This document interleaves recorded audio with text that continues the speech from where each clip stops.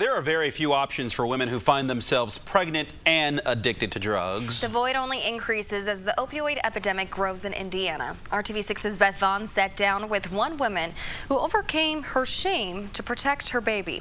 Both my mother and my father were both addicts. My mom died when I was 8.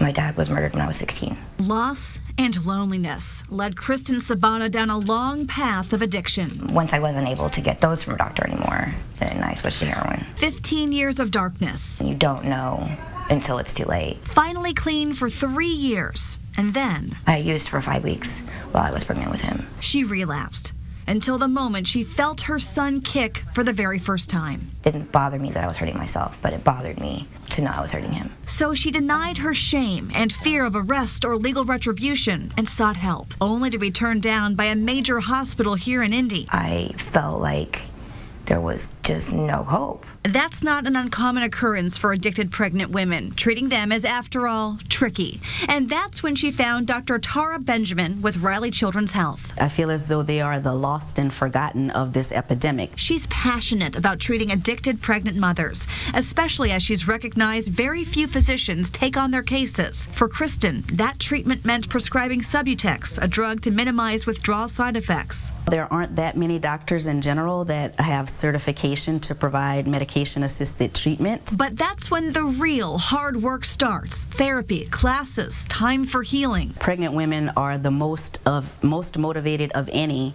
to get sober and clean.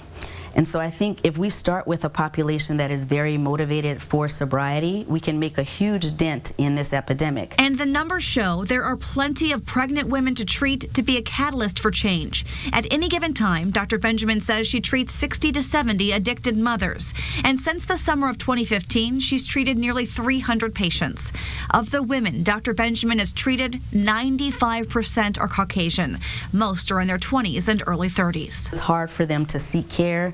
And once they do, we should grab onto them and encourage them as much as we can to continue to get prenatal care. Because this is the result. Moms and babies alive, together on the road to recovery.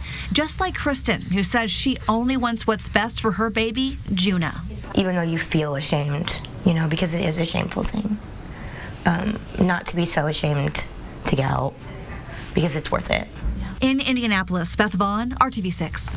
Thank you, Beth, for that. And if you know a woman who is pregnant and needs help, send her to the hot button section of the IndyChannel.com. We've posted information on treatment centers there.